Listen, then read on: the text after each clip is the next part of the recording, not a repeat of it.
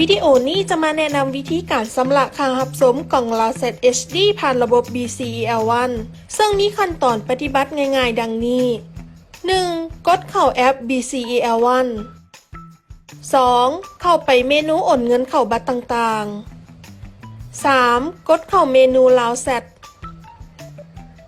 4. ใส่ข้อมูลเลขรหัสบัตรหรือสแกนบาร์โค้ด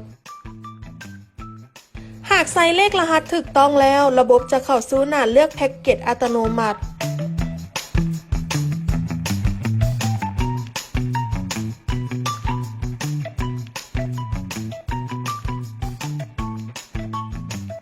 อีกวิธีที่สะดวกสบายด้วยวิธีการสแกนบาร์โค้ด